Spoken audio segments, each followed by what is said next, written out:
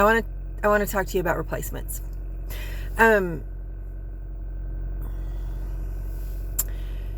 Tupperware is a product that I used to sell. Great product. Not every piece of plastic is Tupperware either. There is a real deal, and then there is a counterfeit.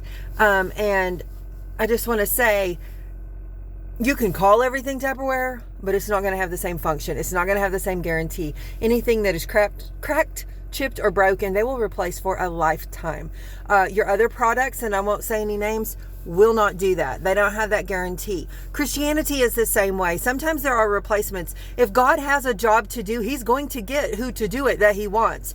If you are being replaced, it's because you've done something wrong. It's because you've done something unwillingly. It's because you didn't do something that God asked you to do. He is a God of specifics, and we have to do what He wants us to do, specifically how He wants us to do them.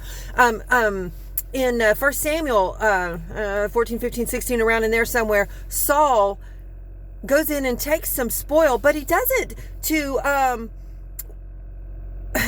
to sacrifice to the Lord. So just because we think we're doing a good thing, we think we're doing the Christian thing, but see, if it's not the thing that God said, then it's not okay. He replaced him. He wanted somebody that was after His own heart. God did. Not someone that's going to do his own thing with his own purpose in mind, with his own twist on the situation. We can't twist on the situation if God has given us specifics. He is a God of specifics, and He is a God of replacements. Now, to you who are the replacements, I say this.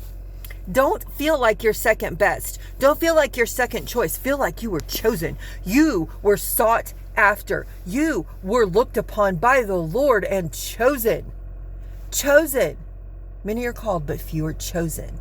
You were chosen. So you go in there boldly. You go in there righteously. You go in there and do with passion what you are called to do, because God saw your heart.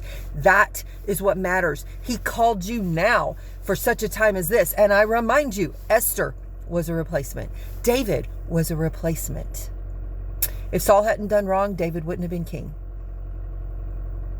If the king's wife would have went ahead and made him a sandwich, putting this just very, very liberally, Esther wouldn't have been queen.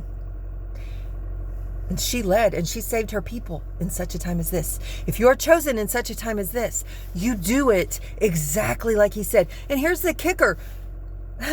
The Spirit left Saul. The Spirit of God left Saul and went into David. Well, then another spirit, which it says from the Lord, went into Saul, King Saul, to torment him. Now here's what happened. He calls for someone who can play a harp and soothe him. Who does he call? They're like, oh, well, I know one of Jesse's boys plays beautifully. David, the replacement, was called to minister to Saul. God works in details. He will cover every base. He will train you up. He will put you in proximity. Do not miss the details. Do not miss the details. Nothing is coincidental.